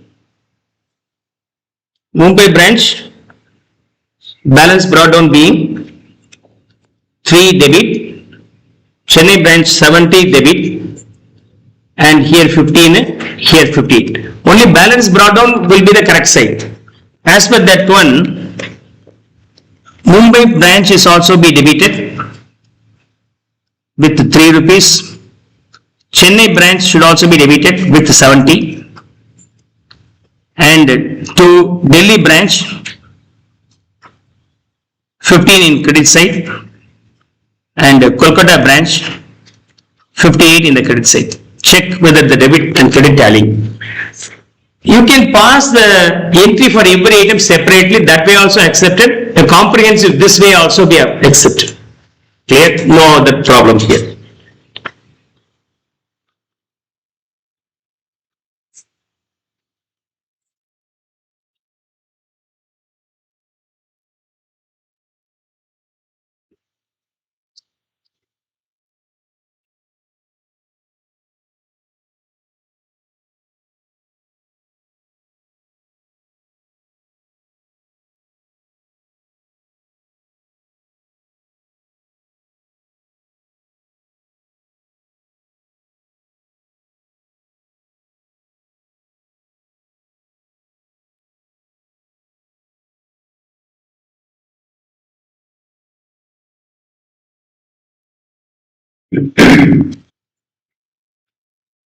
Now,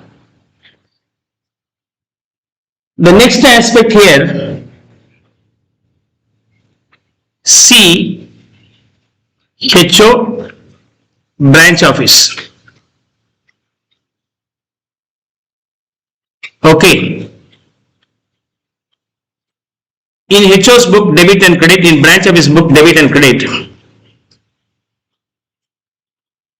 HO says amount recoverable from the branch office being 1000. Branch office says amount payable to HO being 800. Should match, you know. The amount payable by HO branch office to HO should match. HO says that you have to pay me. For HO, branch office is the debtor. For the branch office, HO is the creditor. That's why we follow the debtor system. Branch office is considered as debtors. The amount recoverable from the branch office is the debtor. While preparing the trial balance, HO says the amount recoverable from the branch being 1000 debit balance. And branch office says the same number should be shown there also. No, should match, but here it's mismatching. Now, if it is mismatching, what is the reason? How can we result? The reasons may be due to goods in transit. HO may send the goods to branch office worth rupees 150. It is in transit. The moment goods sent, HO immediately debits branch office and credits goods 150.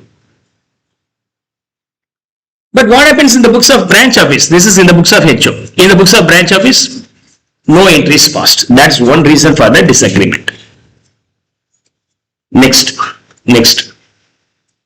Branch office might have sent 30 rupees worth of cash. Courier posted. The check is posted in courier, but not received. The moment courier is posted, immediately branch office says, I have remitted. HO is the recipient, so debit him to cash or bank. Value being 30. Where HO may not aware about that, so he has not adjusted. And there's a proxy transaction. Proxy transaction is nothing but expending for others' purpose. I am spending not for my purpose, I am spending for the others' purpose. You might have studied the proxy voting, right? Voting for others. Okay. In colleges, voting for others, attendance for others. The same happens. HO that did some expenses. For example, HO spent for advertisement 50 rupees. Advertisement account debit to bank. The value being 50. After that, HO realizes in this advertisement 20 rupees related to the branch office. They did the advertisement commonly for the HO premises as well as branch office premises. But the payment is made by HO. Now, how can we debit that advertisement expenses? Usually the advertisement expenses for the HO, then it is debited to the P&L account. So P&L account debit to advertisement. Am I right? But HO confirms that out of 50, 30 rupees is for HO, 20 rupees is for branch office. Then only 30 rupees is transferable to the P&L account. Am I right? What about the another 20? It is not going to be debited in my P&L account. It's my money. That will be debited to the recipient. Who is the recipient here? Branch office. Branch office account debit to advertisement. So this is what about the common expenses did for others purpose. The party eligible for that should be debited. Advertisement account. So branch office account debit to advertisement. These are the entries passed. Now HO and branch office will interact. What is the reason for the differences and found the reason for the differences. These are the three reasons. Number one being goods in transit. Second being cash in transit. Number three being some common expenses, proxy transactions. So like cash in transit, proxy transaction. proxy transaction where branch office expenses met by the HO sometimes. In a reverse case, HO expenses met by the branch office also possible. There may be branch inspector sent, HO inspector may be sent to inspecting the branch office. While the inspector visiting the branch office is in need of cash, immediately HO remains in branch office to pay the money to the HO's inspector. But the amount is for HO's purpose only.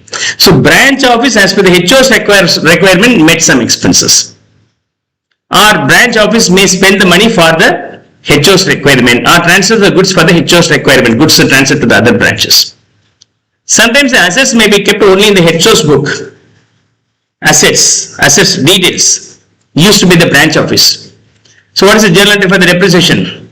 Depreciation to asset. But the asset is used by whom? By the branch office. If the asset is used by the HO, then it can be debited to the paid account. If the asset is used by the branch office should be debited, no? So these are the informations where the reason for disagreement. How can we rectify these reasons, or it's not rectification, reconciliation before you prepare? In this case, you are going to reverse this. Branch office says, I didn't receive, sir. Okay, then goods in transit account debit. Goods is mine only, no? Asset, so goods in transit account debit. I debited branch office, no? I am reversing him to branch office. 150. Is that okay? The entry is simply reverse. The goods in transit not received in the hands of the recipient. Then goods account debit to branch office. Goods account it should be in the godown. No, it's not available in the godown also. What we can then do, instead of naming this being the goods, it can be named as goods in transit. Goods in transit to branch, and you can reverse this one also. And what happens, it can be reversed either in the books of the branch office or in the books of HO. If branch office reverses, what is journal entry? Cash account debit to HO account. Cash account debit to HO account. But cash is not in the cash box. Then what can be the new name here? Cash in transit 30. Now, here no entry, here no entry. What about in this scenario? HO says, sir, there is an advertisement expense. Oh, is it so? Okay, sir, I will pass the entry. Now, branch office passes the entry for this. What is the journal entry? Advertisement expenses account debit, but cash is not paid by me, paid by the HO, so I am crediting the HO to HO. The value being 20. Now I am preparing the new trial balance.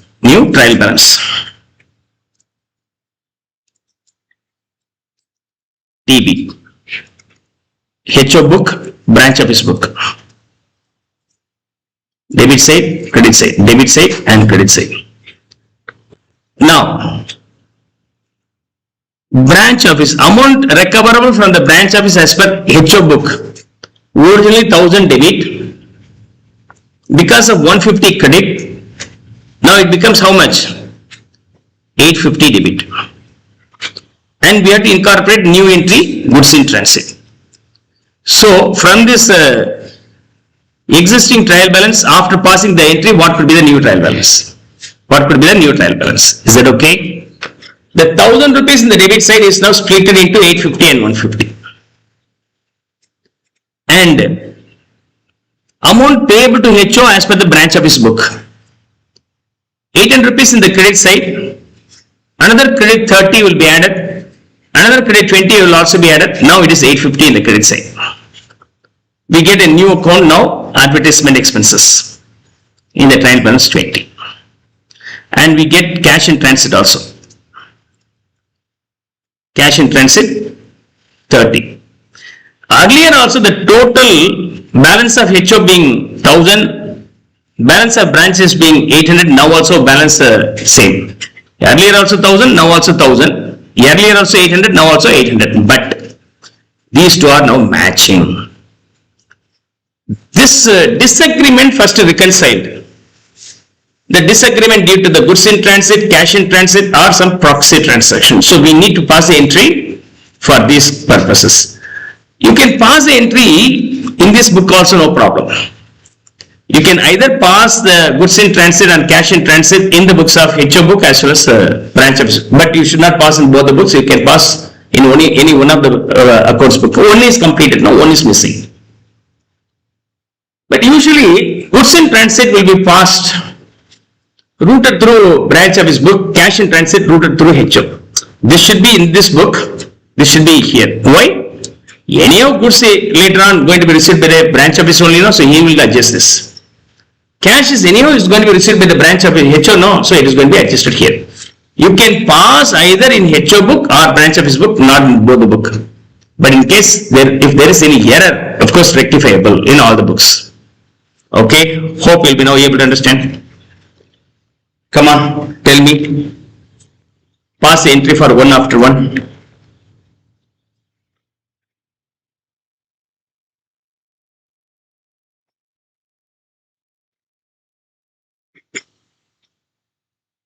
Here, first one. HO expenses 3,500 allocated to the branch but not recorded in the branch books. HO's common expenses allocated to the branch. Now you have to pass the entry for HO as well as branch office. In the books of HO, in the books of branch office. What about this scenario?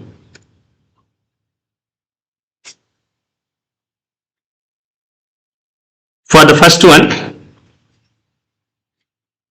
HO expenses 3,500 allocated to the branch. Now it's a duty to allocate only in the books of branch. HO book, they might have already passed the entry. What entry they might have passed?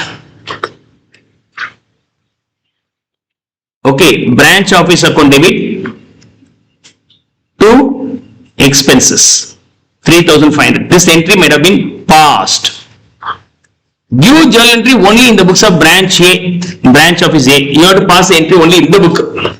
But anyhow, for parallel understanding, I prepared both the books. In branch office book, entry being expenses account debit to HO account, the value being 3,500. Entry number 2. Depreciation of branch assets whose accounts are kept by the HO not provided earlier, 1,500. How the entry is passed for the depreciation? Depreciation to asset, later on the depreciation should be debited to the P&L account, but here this depreciation is not related to the HO, so debited to branch office. Second, branch office account debit to depreciation, the value being 1,500.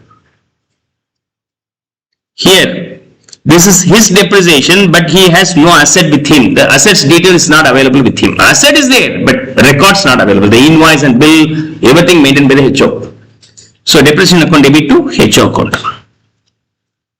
Value being 1,500, 1,500, 1,500, 1,500. Third entry.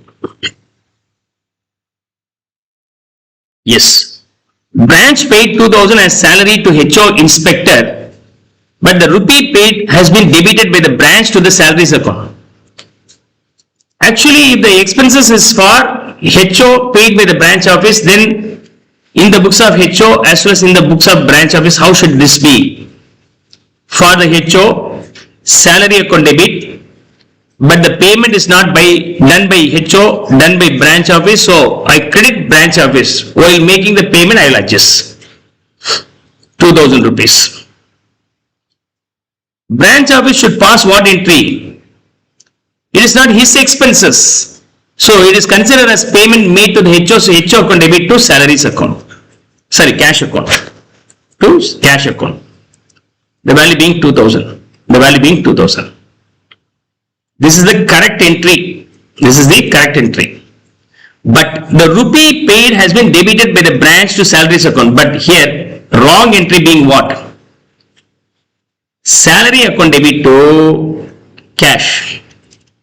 This is the wrong entry passed in the books of branch. How can you rectify? Those entries are in same for correct and wrong entry can be eliminated. And then correct entry should be passed and it should be reversed. Now here the entry being HO account debit and to salary account. That's how we can rectify 2000 rupees. But in the books of HO, the entry being the correct entry. I hope there is no any error there. So salary account debit to branch office. The value being 2000 rupees.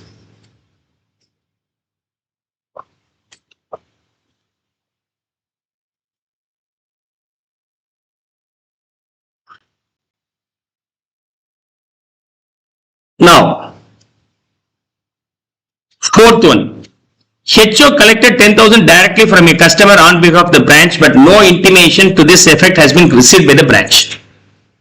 HO, branch office, branch debtors. Usually what is the route? Money should be payable from here to here. Later branch office will remit to the HO. Branch office is responsible for the collection. But here, this branch debtors directly remitted to branch HO. Value being 10,000 rupees. Then what is the journal entry in the books of HO? In the books of branch office? If it is routed through this one, the correct entry being bank account debit to branch debtors, 10,000 rupees. And after remitting to the HO, the entry being HO account debit to bank account. Two entries should be passed. Am I right? So branch will pay the money to the branch office. Branch again remits this to the HO. Branch account debit to branch debtors and HO account debit to bank account. But it is now directly paid by the branch to the HO. No. Means all the two is clubbed. You can now club these two to make single entry. If you club, what happens here? Okay, bank debit, bank credit will be eliminated. The entry being HO account debit to branch debtors, the value being 10,000. But what could be the entry in the books of HO? Actually not asked, but anyhow you can pass the entry. Though the money received from the branch debtors, it is assumed to be received from the branch only. So otherwise it is considered as remittances by the branch. The entry being bank account debit to the party giving. Here the party giving being branch office. Sir, not sir, branch debtors. No, branch debtor means it's routed through branch office only. So I have to credit only the branch office. The value being 10,000. Fifth one. A remittance of 15,000 sent by the branch has not yet been received by the HO, means cash in transit. You can pass the entry either in the books of HO or branch office book, not in both the book. I assume cash in transit entry will be passed only in the books of branch office. What is journal entry? Cash in transit being asset. It is now payable to the HO only, no? So HO is going to be reversed, the value being 15,000. Right. The last one being branch A incurred advertisement expenses 3,000 on behalf of branch B. HO, branch office A, branch office B, branch office B. Now expenses incurred by branch office A to branch office B on behalf, the worth being 3,000. Now what is journal entry? In the books of branch office A, he simply debits HO account to cash, the value being 3,000. Though the payment is done on behalf of the branch office B for the advertisement, so advertisement name will not come, branch B name will not come, because these two did only because of the HO's requirement, otherwise it is payment to the HO, so HO to cash. In HO's book, debit the receiver and credit the giver of this benefit. The receiver of the benefit being the branch office B, so I am going to debit B and I am going to credit A, the value being 3,000. What happens in the books of branch B? Though not asked in the question, for a clarity purpose I will solve that one also. For branch B only, this payment is for advertisement. So it will be named as advertisement account debit. And the money not paid by the branch office, paid by the branch A. But anyhow, he never bothered about the branch A because it's routed through HO. I need to name HO only here, 3000, 3000. Clear? Come on, make a note of it.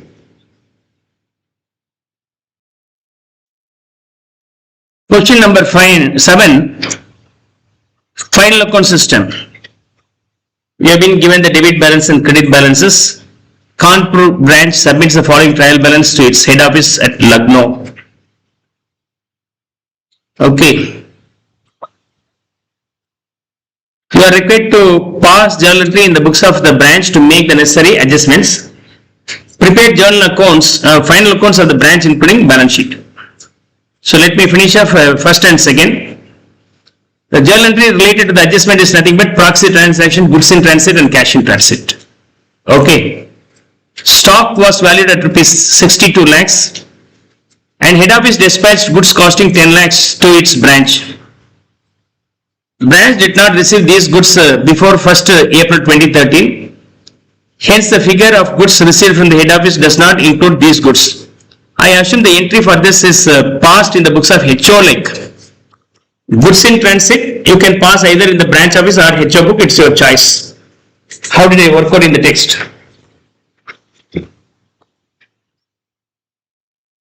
Routed through branch office book only. So as we assume it is going to be passed only in the books of branch office, the entry being goods in transit, account debit to HO, the value being 10 lakhs. Also the head office has charged the branch 1 lakh for centralized services for which the branch has not passed the entry.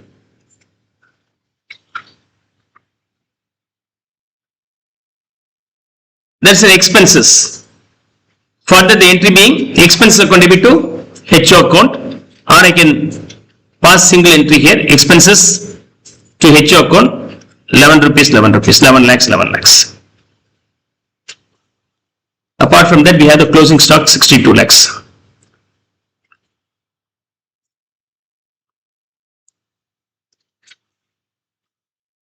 Now come on, prepare the trading and P&L account and balance sheet.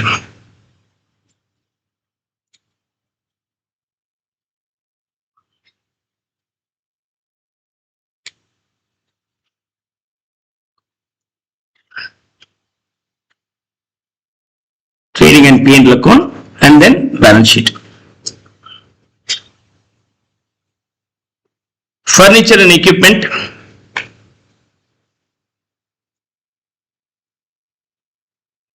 $18 lakhs. Depreciation on furniture, P&L account item. Salaries, rent, advertising, telephone and postage and stationery. All these things are debited in the P&L account.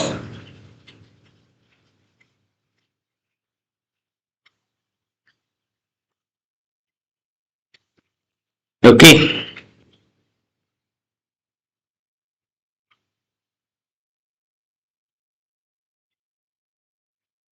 Sundry office expenses 1 lakh. Opening stock 60. Instead of purchases we have goods received from HO. Goods received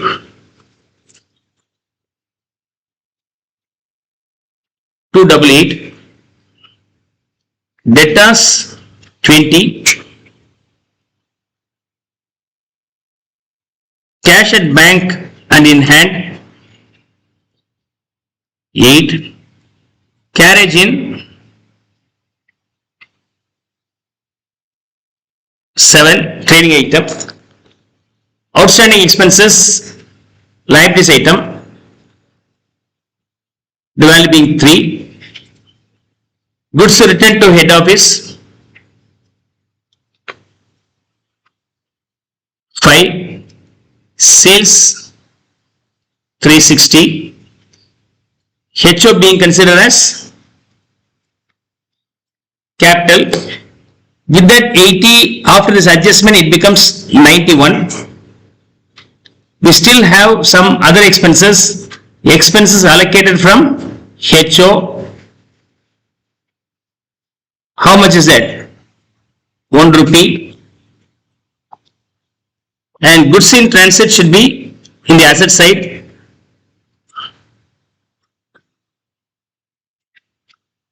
Then closing stock being 62.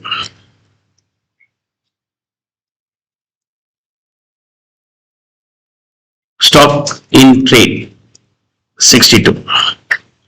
Yeah, find out the GP here. 422. GP here being 72. And you can find out the P&L account, net profit.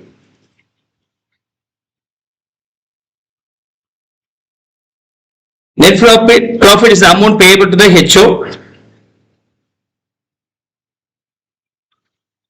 So the ultimate payable to HO being 115. Balance sheet total being 180.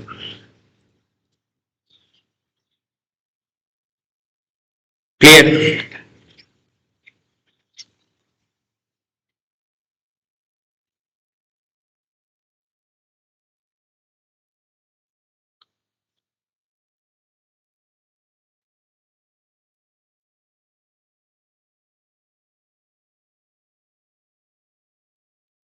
Now, the last question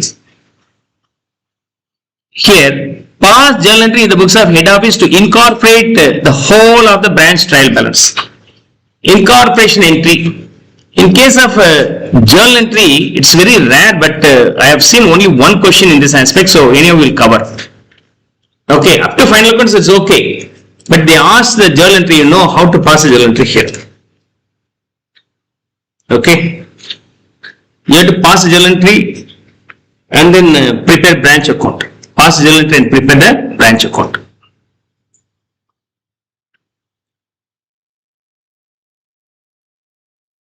Okay, in the books of branch office, in the books of head office, you have to prepare the branch office account. How to pass the journal entry? All the items are now transferable to the branch office.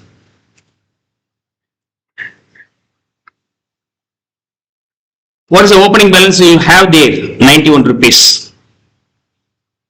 91 rupees. Balance, opening balance. This 91 after the adjustment as per the branch HO's book, HO says you have to pay me 91. As per the branch office it is 80. That's a mismanagement, disagreement. We found out the reason for the disagreement not being the two. One is about the expenses, another one is being goods in transit. We incorporated. Now the amount recoverable from the branch office as per the HO being 91. Here also now matching. How can we pass the entry? While passing the entry, you know, you transfer. Okay, you transfer. These things are named as branch office. These things are named as branch office. The blocks are named as branch office.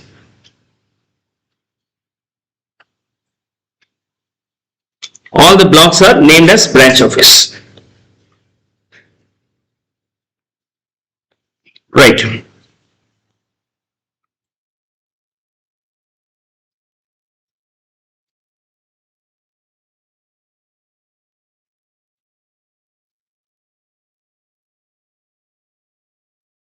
This will be transferable to the general P&L account.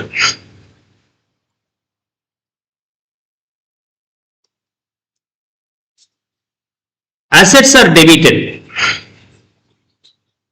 All the assets are debited. All the liabilities are going to be credited. That's a simple logic you have to understand. Come on, pass the entry for the first one.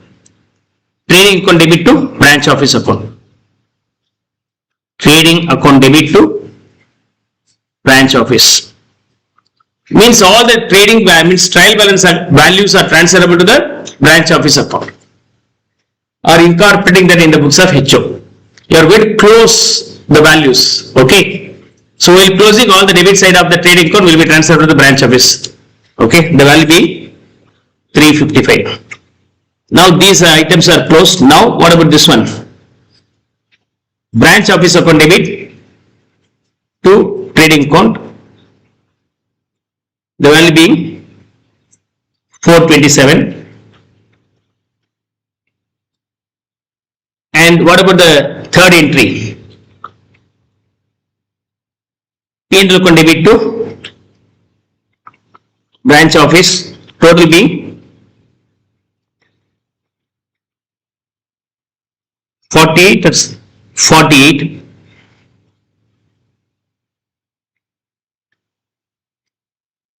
Now for this, the entry being, you can pass a dummy entry here, branch trading account to branch P&L account. Not required, anyhow you can pass a transfer entry. The value being 72. This is fourth entry. This one being the fifth entry.